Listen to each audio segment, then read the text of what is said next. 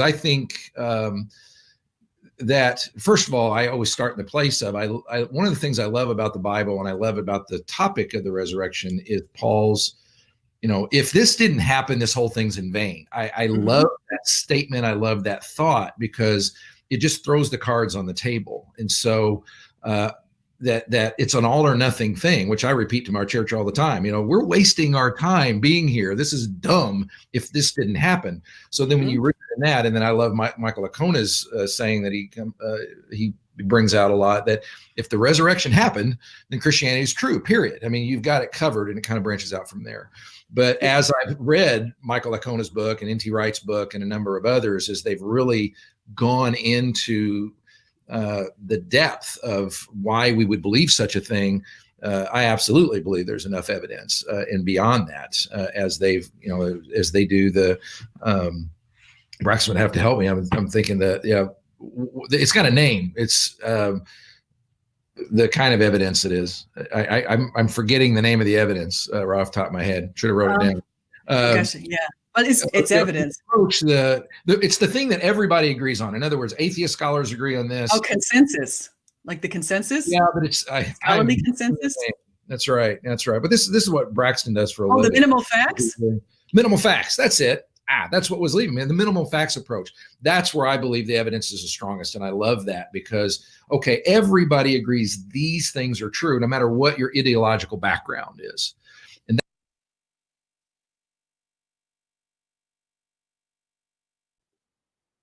Number 5, early church fathers reference New Testament books to whom the books were attributed.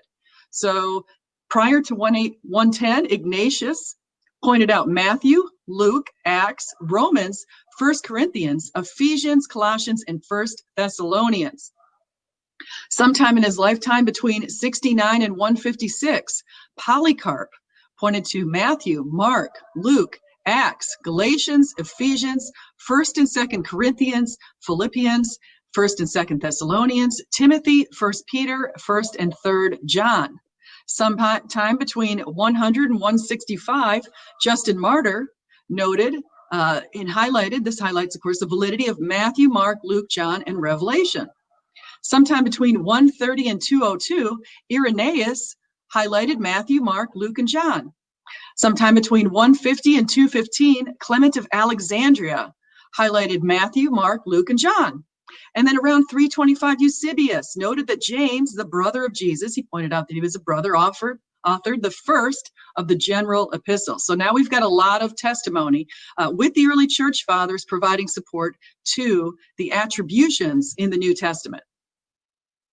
You will note when people say that these people who wrote the Gospels were anonymous, take note, all of these church fathers didn't name anybody else and didn't say they were anonymous, okay? So there's no ancient support for those silly assertions. So if somebody is trying to make that claim to you, just laugh. Ha, ha, ha. You're incorrect. We have information to their credibility. Number 6, we've got extra-biblical hostile support that Jesus existed, okay, supported by Tacitus, Josephus, Pliny the Younger, the Talmud, Marabar Serapion, Suetonius, Thales, Phlegon, and Lucian. Claims he was born of a virgin. He lived in Egypt at one point. Remember in the Gospels it says, out of Egypt came my son. Some in the outside group, like in the Talmud or the Celsus or Josephus, noted that he had miraculous powers, or they might have called him a wonder worker. A couple of extra biblical support sources like Josephus and Marabar Serapion noted that he was wise. Phlegon said he had knowledge of the future. Lucian said his followers considered themselves brothers. Celsus said he claimed to be God. He was worshipped by God by his followers, according to Pliny the Younger, on a fixed day of the week. He was executed or crucified, according to Josephus, Tacitus, Lucian, Celsus, Talmud, and Marabar Serapion. So if I want you to go and take a look at what the Quran says about Jesus' crucifixion. The Quran says that God took Jesus to heaven prior to the crucifixion. Okay, they deny the essential portion of the Bible, of the New Testament. Okay, even though they affirm the validity of the Bible, they deny the reason why Christians are Christians, okay, which is Jesus' resurrection. That speaks to, and I bring your attention to Galatians 1:8. In Galatians 1:8, it says, if anyone should claim doctrine that's different from what we're claiming in the New Testament, okay, and they say an angel appeared to them, you're going to want to discount that, okay? You're going to want to discount that believer because they're not believing in the correct truth. So it was very prescient or prophesied in Galatians 1:8 what would occur in not only the Muslim faith, but in the Mormon faith. The Talmud indicates Jesus died on the eve of the Passover. Earthquakes accompany the death. Now, that's not only noted by Fliegen and Thales, that's actually noted archaeologically and geologically. Okay, so we know that earthquakes accompany the death according to a lot of scholarly work of today, where they've actually gone and looked at the Dead Sea Basin, and they've identified marks that indicate right around the year 33, there occurred some earthquakes in the area where Jesus was crucified. Okay. He was buried in a tomb as per Jewish customs. Some people say that he would not have been buried. Well, no, we know that he was buried in a tomb. Okay, it was according to the law, you had to take the body off the tree or off, the crucifixion, off the cross to keep the ground pure. Jewish people would not have supported the idea of allowing Jesus to hang up on the cross and rot. And we have zero ancient support for any sort of mass grave. Okay, that is a ridiculous notion that's been put forth by people who are Jesus mythicists like Richard Carrier without any ancient support. Okay, instead, of course, we've got support that he was buried in 4 different accounts under Joseph of Arimathea's direction in Joseph of Arimathea's tomb. Now, of course, that's also put in the book of Isaiah. You can see that there's a prophecy to the point where he was going to be buried in a rich man's tomb. Now, did Jews bury the malefactors, the bad guys? Well, yes, Josephus points that out, and so does Tacitus.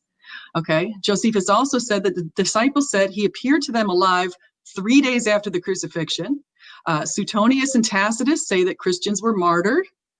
Christians who refused to recant were martyred, according to Pliny the Younger, to the Emperor Trajan. His followers made an oath not to commit bad deeds, okay, according to Pliny the Younger. And so we've got some pretty good evidence there. So I'm going to come back to the chat for just a brief moment. And then what we're going to do is we're going to listen to Pastor Mike Winger. So he's got a little bit of commentary on this stuff. So I also want to say hi to people who are in the chat right now. I see my old friend Converse Contender and Susan and Blaster Master. So we got all the good stuff in there. Okay. So let's go over we're going to go over right now to listen to Mike Winger, just a few minutes, but he's got some really interesting stuff. And he said this on my channel. So if you guys get a chance, listen to the whole video. It's really good. In fact, it's my second best video of all time. Okay, it's my second most popular video is the one with Mike Winger. I've been trying to get him to come back on my channel, but I think right now I'm such small potatoes that a guy like him who's got, 150,000 subscribers, I think he's got more things to do than come on my channel. So, so anyway, we've got that. So here we go. So we are going to listen to this video that I made a long time ago with Pastor Mike Winger. And you can see I had short hair back then. So I was going to ask him a really important question. So I want you guys to listen. Here we go. I listened also a few times to your video with Paulogia. And I saw earlier that Paulogia had to go to work. So unfortunately, he's not still in the chat. But I listened to your video with Paulogia, and you made a few points that you said that are pretty much uncontested by scholars. That when you put these several points together, the best explanation is that Jesus resurrected as we said he did. And do you recall what those few points were? Because I think those are pretty good. If people just think about that and think, okay, well, what would the atheist, how would they respond to this? Because a lot of atheists will say, well, point 1, I disagree with, or point 2, I would use this theory, or point 3, I'd use that, but they can't come up with a unifying theory of the 3. I'm wondering if you wanted to speak to that at all. Yeah, I think that's a good way to put it, like a unifying explanation of all this stuff. So some of the points that I brought up, if I can recall, there's different ways of presenting the case for the resurrection, right? There's like the minimal facts case is easier to do in a debate because you're limiting how many topics of conversation there are. It's really tough to talk about all of the, like if I go, oh, the rise of Christianity, my personal testimony, oh, and let's throw prophecy in there too. It just gets too difficult to talk about in one conversation. So the minimal facts case is like meant to bring us to common ground. It's like, can we just start with what we agree on? Like, and can we say what explains the things we agree on? And I'm trying to get the non-Christian to agree with the consensus of scholarship on a topic. And And then, of course, the empty tomb was more of a majority view, not a consensus view. But consensus means it's like more than 90%. So let's see. Jesus existed. That's mostly undisputed from scholars. You know, so there's that near unanimous agreement. Jesus existed. There is his crucifixion under Pontius Pilate, right? Specifically under Pontius Pilate.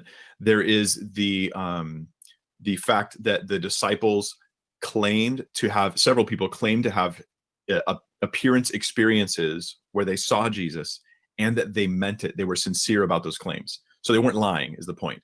Doesn't mean that the appearances really happened. We're just saying they weren't lying. That's all. And so there was both an individual and group experiences. That's really important, because if it was just individual experiences, you can build a better case for hallucination and delusion.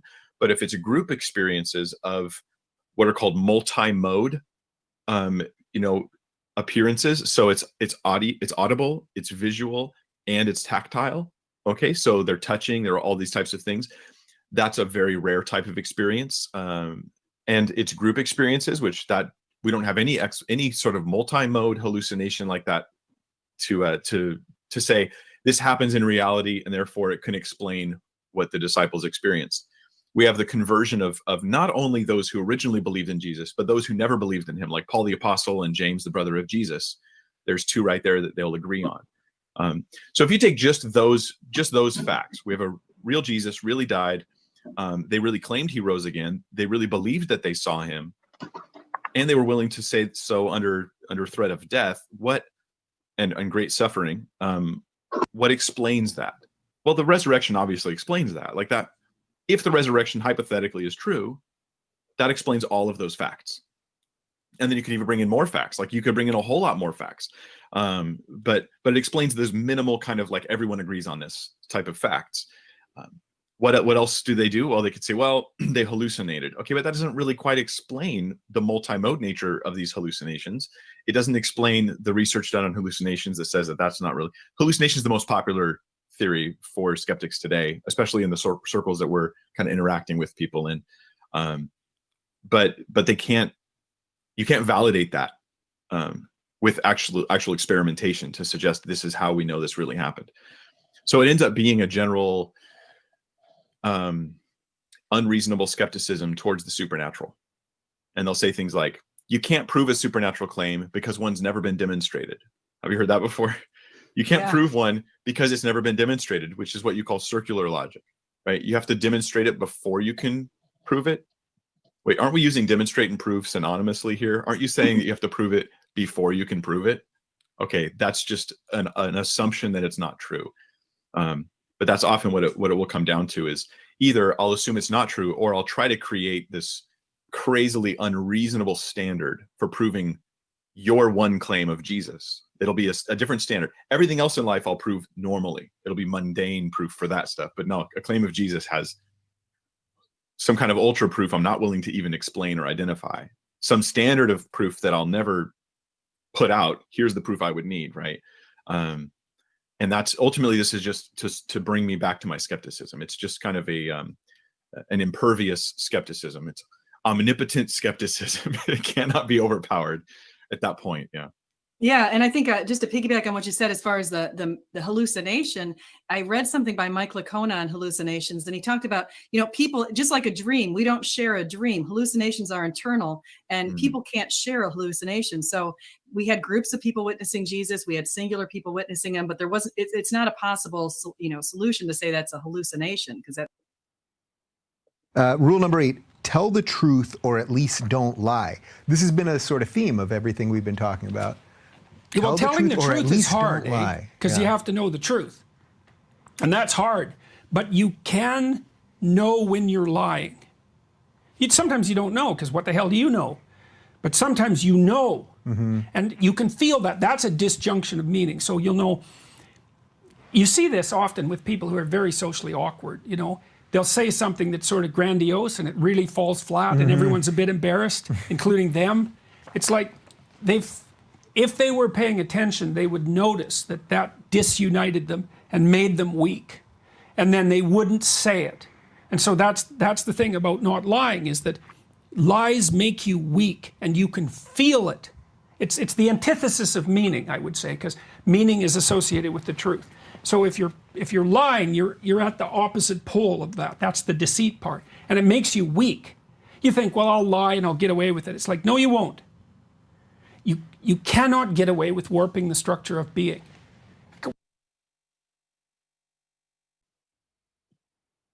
Man, Doug, you sure you ready to play? Yes, I am darkness.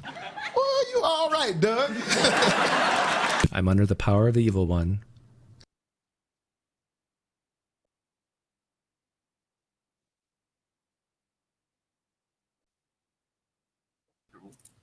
Doug, do you have kids? Yes, I have a 17-year-old and a 14-year-old. Okay. Are they still Christian, Doug, your kids? No. I led them to hell.